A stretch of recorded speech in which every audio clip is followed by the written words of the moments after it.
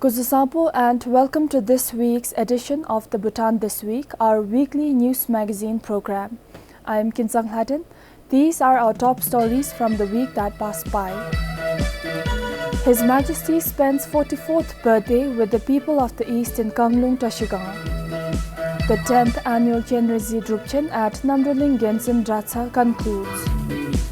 And government extends vehicle moratorium for another 6 months. As the nation celebrated the 44th birth anniversary of His Majesty the King, His Majesty spent the day with the people of the East in Kanglung, Tashigang.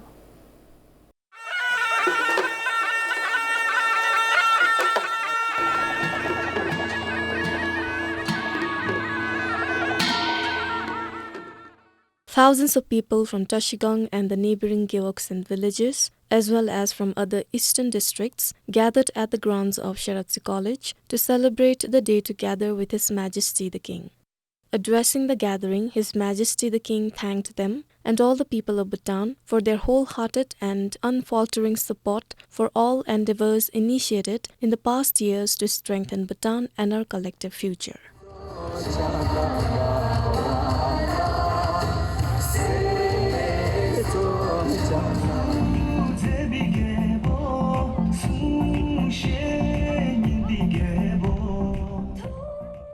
The students of Sharatsi College and groups from the different villages and Gyeoks presented songs and dance and partook in Tokha granted to the people.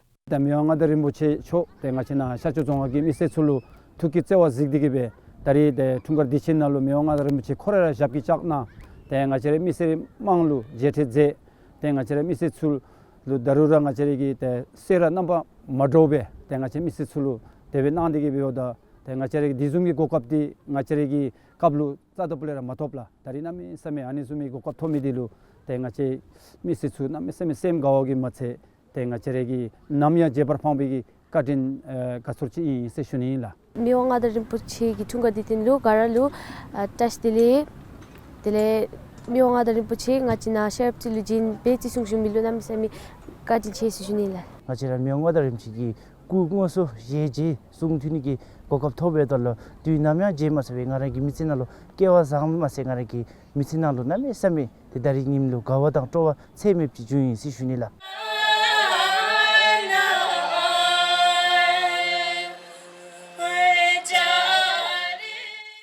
Sonampem for BBS News.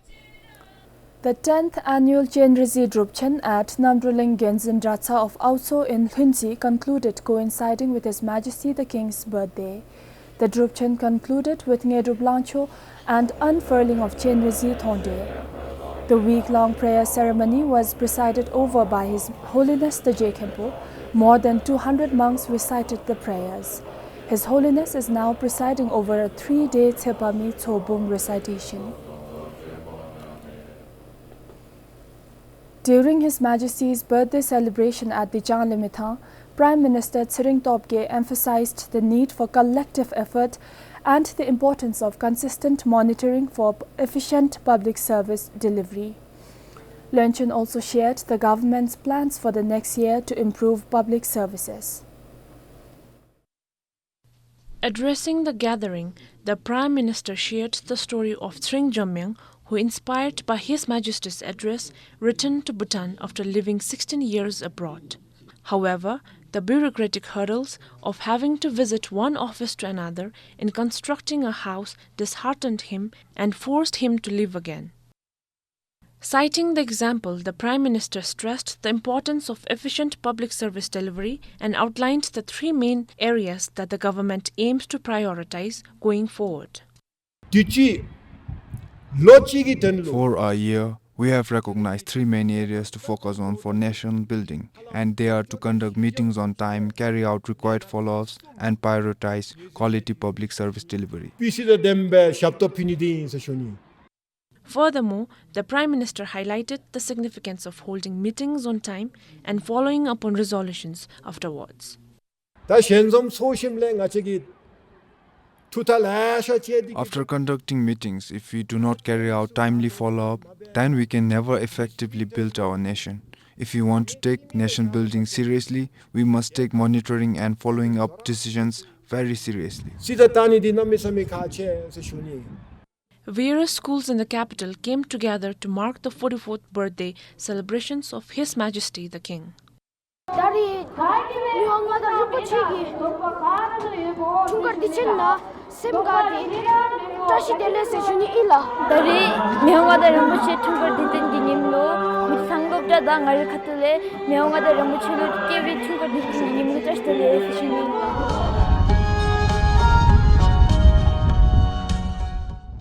Students presented a parade followed by cultural performances and felicitation messages to His Majesty the King.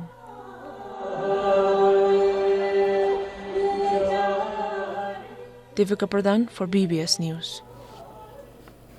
Marking a significant milestone, the reservoir filling of the PHPA-2 hydroelectric project began coinciding with the auspicious occasion of His Majesty the King's birthday.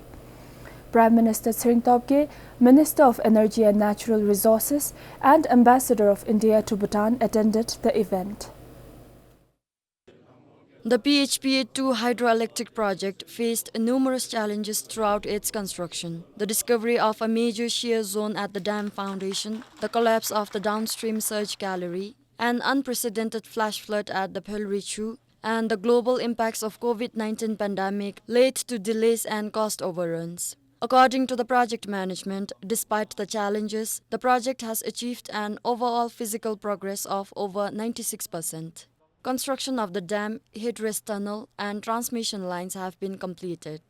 Civil works in the powerhouse is 93% complete. The project aims to commission all 6 generating units by the end of the year. According to the project management, the reservoir filling will take around 5 months. Once fully impounded, the dam will store approximately 7 million cubic meters of water for power generation. A news release from the project management states that the reservoir filling ceremony is a significant achievement for Bhutan and a testament of the excellent bilateral relationship between the government of Bhutan and the government of India. We must complete Puna 2 in 15 August, Unit 1, and complete all the units by December. And then in quick order, we need to start building the dam in Puna 1 and completing the project according to the revised schedule. This is important because the government of India and the government of Bhutan, the royal government of Bhutan, have much more to do in the area of hydropower cooperation. We have many more projects to start and complete. Puna 2, once completed, will generate more than 4,000 million units of electricity annually, adding significantly to Bhutan's power generation capacity. It is also interesting to note that the project will reduce about 3.9 million tons of greenhouse gas emissions each year. Bhutan and India have enjoyed long-standing mutually beneficial cooperation in the hydropower sector. The hydropower sector has been contributing in a significant manner in Bhutan's economic growth and development. The 1,020 megawatt Puna 2 project is being implemented jointly by the Royal Government of Bhutan and the Government of India. Once commissioned, the project will generate more than 4 billion units of electricity annually and increase power generation capacity by 43% over the present capacity. For Chengaduji in Ondipodra, Namgedem, PBS News. To seek directives on finalizing the 13th five-year plan, ministries presented their plans to the Prime Minister and Cabinet Ministers over the past weekend. The presentations highlighted ministries' priority areas and an outline of the estimated budget allocated for the 5-year term. The 13th five-year plan aims to transform Bhutan into a high-income economy by 2034. During the presentations held yesterday and today, the 9 ministries presented plans which incorporated the new government's pledges. According to officials from the Cabinet Secretariat, the presentation is primarily to seek directives to finalize the plan. However, officials said that it will take several subsequent meetings and discussions to finalize the 13th five-year plan document. According to a Facebook post from the Prime Minister's office, Prime Minister Sring Tobgay emphasized the importance of strong educational, healthcare and infrastructure systems among others for the country to develop. The total budget outlay of the 13th five-year plan is estimated at over 500 billion yuan and another 15 billion yuan for the economic stimulus plan, which is part of the new government's pledges. The 13th plan's primary goals for the economy involve increasing the gross domestic product from $2.5 billion to $5 billion by 2029 and making Bhutan a $10 billion economy by 2034. The plan, scheduled to commence from July this year, also aims to increase the GDP per capita income to over $12,000 by 2034. Namgidem, PBS News. The Cabinet has extended the moratorium on the import of vehicles for another 6 months. According to Finance Minister Lekki Doji, this is considering the country's current foreign reserve situation. The moratorium was initially announced in August 2022 and was extended twice. It will now remain in effect until August.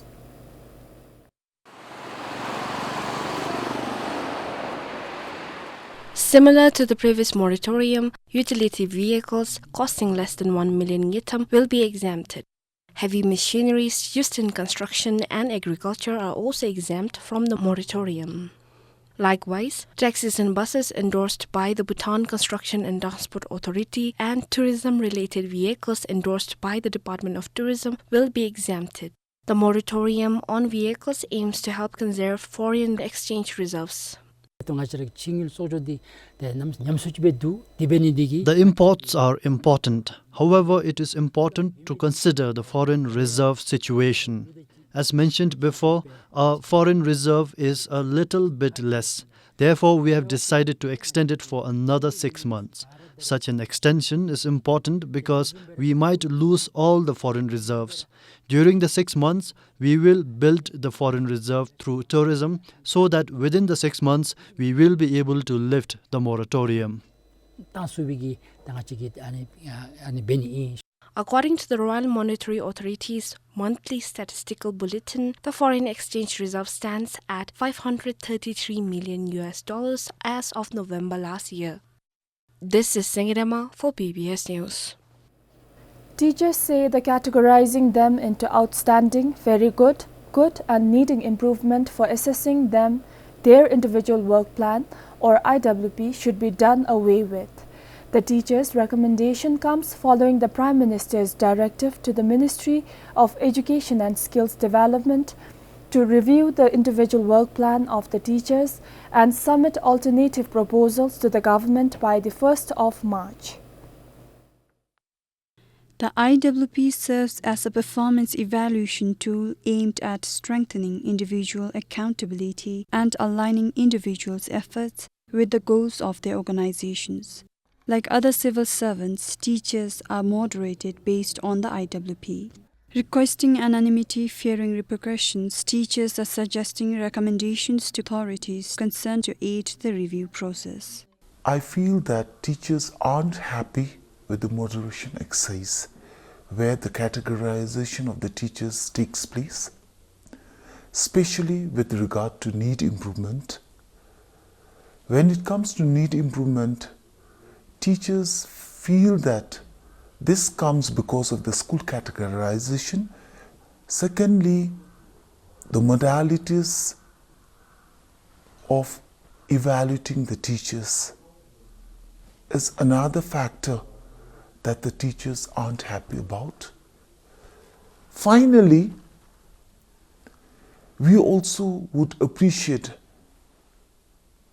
if there is a strong coaching and mentoring session amongst the leaders and the teachers so that there is no need improvement. Lesson observation bedola. In IWP, there is lesson observation in a year to assess us. The 50-minute lesson observation is used to determine a teacher's capabilities. Hence, I want to ask if it is essential to have this. I feel this needs to change. It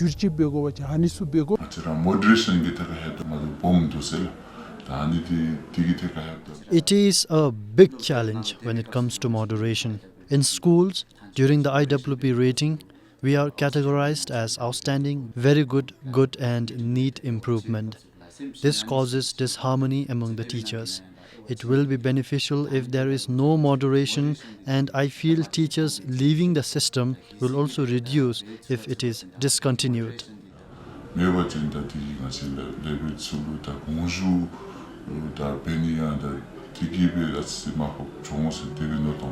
as teachers, we give our 100%. As long as we are coming to the school, we have a contribution, but then that categorization, when it comes at the end and when it happens, then I feel that it is stigmatizing the teachers, and it also creates some kind of disharmony in the school system, in the working system. Meanwhile, BBS learned that the Education and Skills Development Ministry is consulting teachers through the IWP review process. Officials from the ministry said that the work is still in progress and details will be shared at the end of the month. The RCSC implemented performance moderation for teachers similar to civil servants in 2017. This is Sonam Yuden for BBS News. It is going to get more expensive to borrow money from banks. The Royal Monetary Authority issued a news release last week announcing that it is increasing the minimum lending rate (MLR) by 6 percentage points. The MLR is the lowest interest rate a bank can charge its customers for loans. The minimum lending rate for the next 6 months starting March will be 6.91%. Banks use the MLR as a base rate to determine the interest rates for various loans they offer borrowers.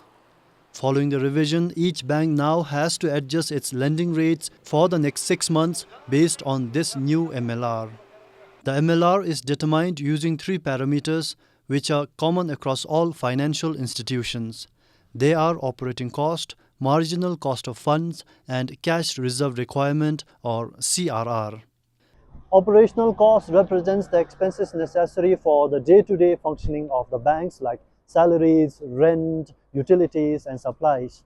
The marginal cost of fund is the expenses incurred by financial institutions to raise additional funds through deposits and loans. And CRR is the portion of cash that is mandatory for all financial institutions to maintain as cash reserves. Now, this requirement ensures that banks have enough cash to meet customer withdrawals and other financial obligations. It also serves as a tool for policy control. According to the RMA, the current MLR was increased owing to banks in the country seeing an increasing number of time deposits and higher cost incurred to pay interest on those deposits.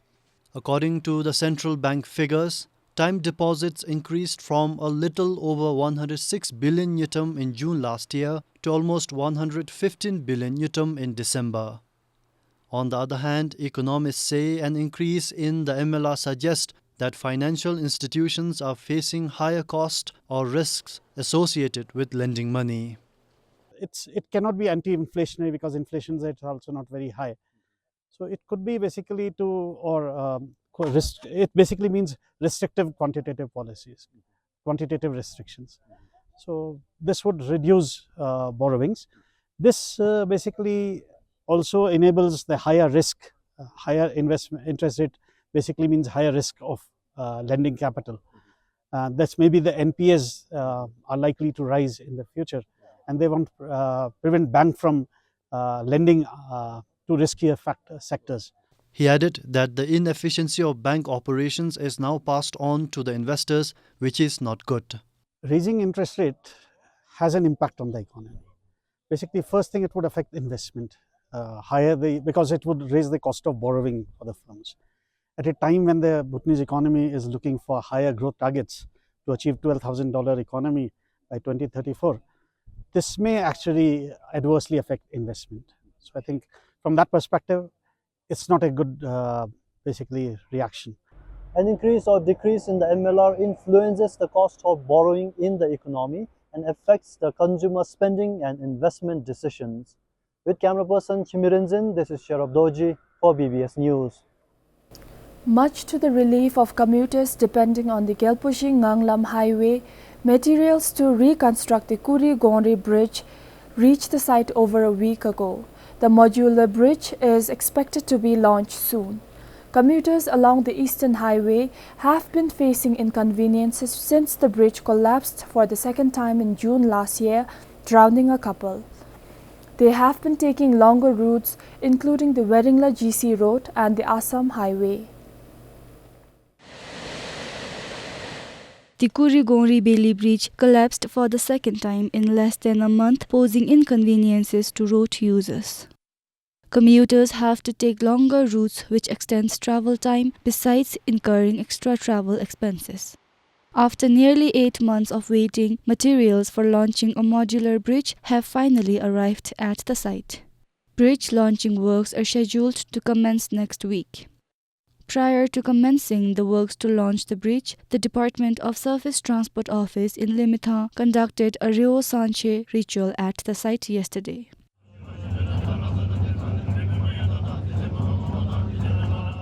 It is being performed to overcome obstacles that may arise during the work or following its completion. The launching works will commence from 26th of this month. We will also have a foreign expert. So we are readying everything and even performed rituals for the successful launch.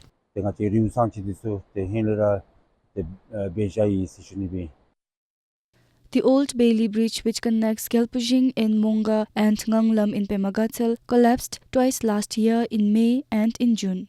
The investigation report in August found that the bridge collapsed due to overloading. The 2 trucks that got washed away after the bridge collapsed were found to be carrying about 40 metric tons of loads during the time of the incidents. The Bailey Bridge was designed to carry only 30 metric tons of loads. For Chiledoji in Pemagatsel, this is Tikil Hazum for BBS News. His Royal Highness Prince Jigel Ugewanchu inaugurated the country's first international standard cricket ground in Gelepu last Saturday. The Gelepu International Cricket Ground is expected to revolutionize the game of cricket in the country and provide a platform for Bhutanese cricketers to hone their skills and compete at the international level.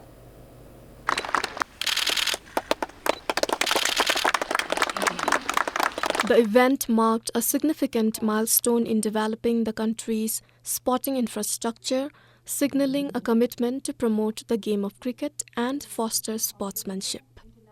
The president of the Bhutan Cricket Council Board said that the ground will play a pivotal role in the growth, development and enhancement of cricket in the country.